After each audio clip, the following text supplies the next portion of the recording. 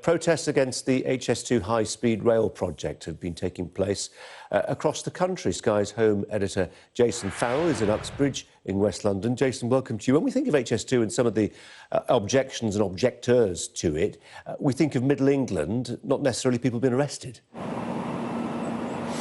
Yeah, but there have been arrests. There were 3 arrests yesterday. We're just expecting some more people to be arrested. The police are on their way here. There were 2 people, let me just show you the camp there, where they've been erecting fences around to get people out. This camp has been here for quite a while. The original camp was set up here in October 2017 when protesters in the Colne Valley in Uxbridge said that it was going to destroy all these woodlands. And when they came in today they actually came in on Tuesday, some of the people started climbing up trees.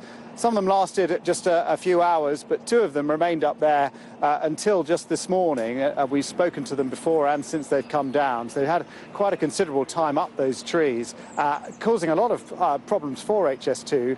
And what they've done is they've pushed the camp slowly backwards until now some of the protesters here, we're actually inside a fence area, so if anyone leaves this area they're not allowed back in.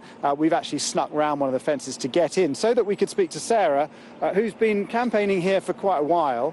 What's your objection? It's going to destroy the whole of this area and the whole of the Chilterns and everywhere else along 140 miles. They're not just building a little railway. The railway might be this wide, which is already wider than a normal railway, but the actual land grab is this big. People haven't got a clue what the scale of it is, what they're actually taking. And the Woodland Trust came out with a survey yesterday that said over 100 ancient woodlands are going to be affected by this.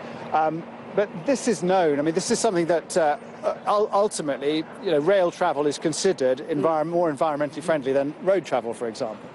Yes, but this is basically just a vanity project. It's purely to keep the construction companies busy. There's nothing environmental about this at all. We've already got 2 railways at least going between London and Birmingham. This one here is just out of view.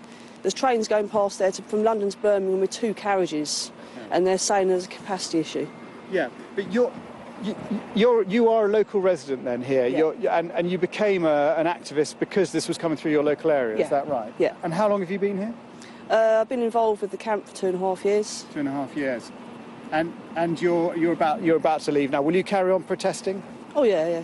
Up the line? Yeah. OK. Well, that's the problem that HS2 face, because this is just one camp. This is the first camp that they've had to really try and get rid of. But there are 4 more up the line that the Stop HS2 campaign have set up, and those are growing in numbers. They've only had, up until now, there was only this one until 6 months ago. So this is going to be a problem for HS2 as they continue to try to construct the line.